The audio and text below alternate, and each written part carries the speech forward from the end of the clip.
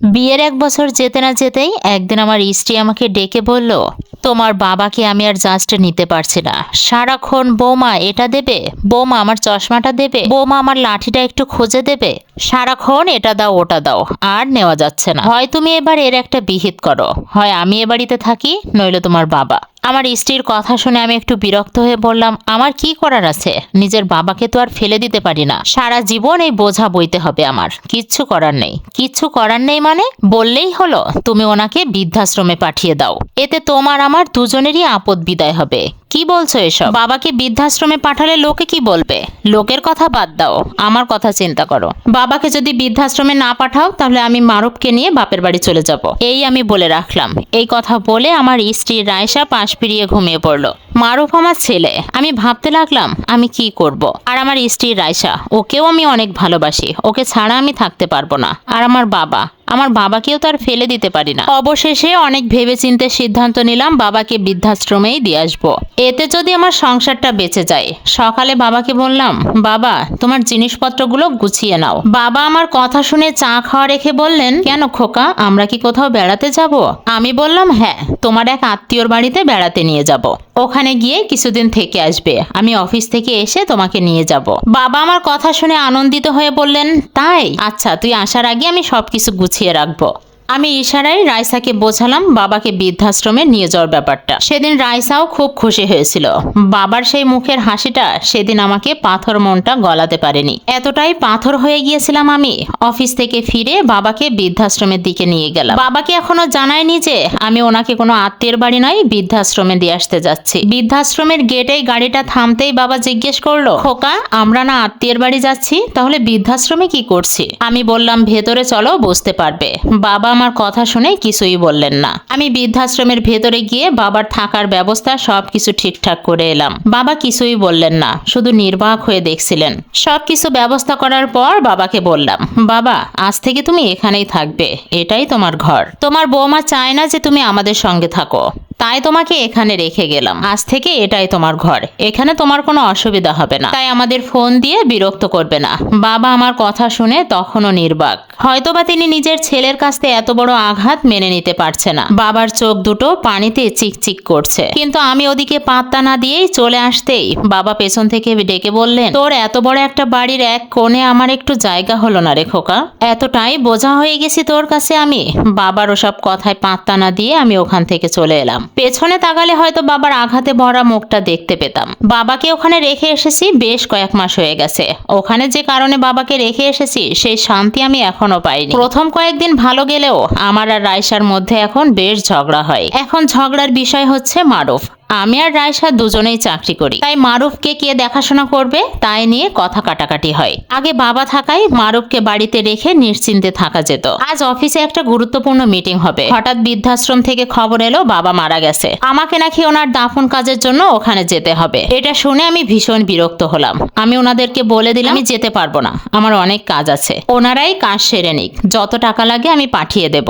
আমার কথা শুনে বৃদ্ধাশ্রমের পরিচালক কিছুক্ষণ চুপ থেকে বললেন, ঠিক আছে, পাঠিয়ে দিন। অফিসের কাজ শেষে বাড়িতে আসলাম, এতক্ষণে দাফন করা হয়ে গেছে। রাইসা এখনো বাড়িতে ফেরেনি। বাড়িতে ঢুকতে একজন ডাকপিয়ন এসে বলল, এটা কি আশরাফ আলমগীরের বাড়ি? হ্যাঁ, আমি আশরাফ আলমগীর। কেন, কি হয়েছে? আপনার নামে একটা চিঠি আছে।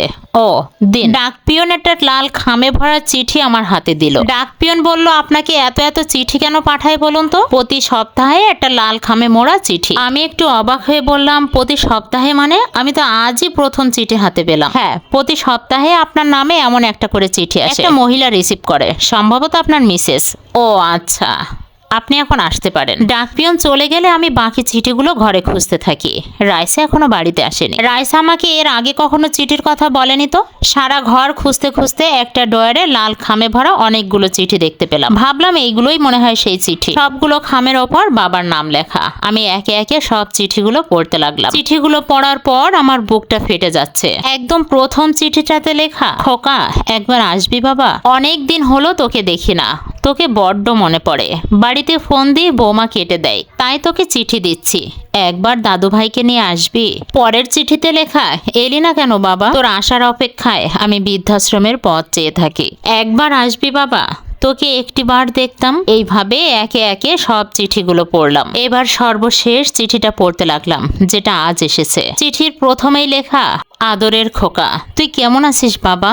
তোকে এতগুলো চিঠি লিখলাম, একবারও এলি না। জানিস খোকা, আজ তোর ছোটবেলার কথাগুলো অনেক মনে পড়ছে। তুই যখন ছোট ছিলি, তোর মায়ের আর আমার বড্ড আদরের খোকা ছিলি। যেদিন প্রথম ডাক্তার তোকে আমাকে কোলে দেয়, সেদিন তোর মুখটা দেখে আমার যে স্বর্গীয় অনুভূতি হয়েছিল, সেটা তোকে আমি বলে বোঝাতে পারবো না। সেদিন আমার মনে হয়েছিল পৃথিবীতে বোধহয় আমিই প্রথম বাবা হচ্ছি। তোর মা আর আমি সিদ্ধান্ত নিয়েছিলাম, তোকে ভালোভাবে মানুষ করার জন্য আমরা আর সন্তান নিব না। জানিস খোকা, তুই যখন প্রথম আধো আধো গলায় তুই আমাকে বাবা বলে ডেকেছিলি, সেদিন আমার মনে হয়েছিল পুরো পৃথিবীর সুখ যেন আমি পেয়ে গেছি। জানিস খোকা, তুই আমার ডান হাতের শাহাদাত আঙুলটা ধরে প্রথম হাঁটতে শিখেছিলি। একবার আমার হাত ধরে হাঁটতে গিয়ে তুই পড়ে গিয়েছিলি, সে যে কি কান্না, থামানোই যাচ্ছিল না তোকে। তারপর তোকে একটা হলুদ রঙের গাড়ি কিনে দিয়েছিলাম। সেই গাড়িটা পেয়ে যে তুই কত আনন্দ পেয়েছিলি, মনে আছে খোকা তোর?